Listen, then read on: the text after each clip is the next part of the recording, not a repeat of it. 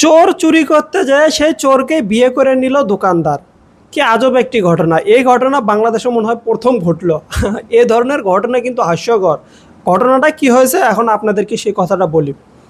এই মহিলাটা কোলে একটা বাচ্চা নিয়ে দোকানে প্রবেশ করে কিছু কেনাকাটা করতে।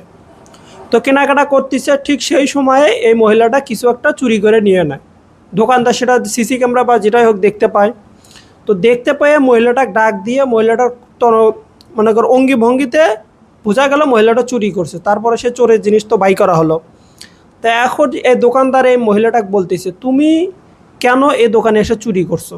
এবং কি এই মহিলাটার কোলে কিন্তু একটা ছোট্ট বাচ্চাও আছে, যেটা আপনারা নিচে দেখতেছেন। তো এখন এই মহিলাটা এমন অবস্থা যে কিছু বলতেছে না, শুধু চুরি যে করছে এটা স্বীকার হচ্ছে। তো এখন এইভাবে দোকানদার এবং মানুষজন জড়ো হয়ে গেল। তো এখন সবাই মিলে করছে, আচ্ছা তোমার একটা মাস্ক পরা ছিল এই মহিলার মুখে। তো সবাই মিলে করছে, তখন তুমি মাস্ক খোলো, তোমার চেহারা দেখবো, তোমার ভিতরে কোনো সন্দেহজনক কিছু আছে নাকি? তুমি জিনিস চুরি করছো ছোট, কিন্তু তোমার ভিতরে মাস্ক পরা, তুমি মাস্ক পরে কেন আসো দেখি। তো সবাই মিলে যখন মাস্কটা খোলার কথা বললো, মাস্কটা খোলার পরে সবাই অবাক।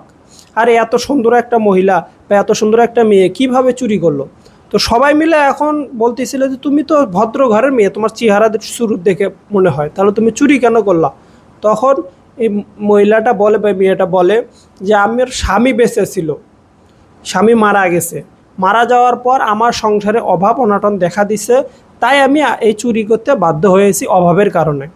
তো তখন আশেপাশে মানুষজন উপস্থিত যারা ছিল সবাই তখন অবাক দৃষ্টিতে তাকালো। এবং তার ভিতরে যে দোকানদার ছিল, দোকানদারের মায়া লেগে গেল। তখন দোকানদারের পক্ষ থেকে দোকানদার যেহেতু মেয়ে চেহারাটা দেখেছে, মেয়েটার পছন্দ হয়েছে, ভালো লেগেছে, দোকানদার তখন এই কথাগুলো শোনার পর একটা প্রস্তাব দিল যে আমি আপনাকে বিয়ে করব, আপনি কি এতে রাজি? তো সবাই মিলে তখন উপস্থিত ছিল, তখন সবাই বিবেক বিবেচনা করে দেখলো, না ঠিক আছে। তখন ও দোকানদার এখানে তাকে বিয়ে করে নিল। তো আসলে বিষয়টা বাংলাদেশে মনে হয় প্রথম ঘটলো, এর আগে মনে হয় কোথাও ঘটে নাই। তো এই ছিল ঘটনা।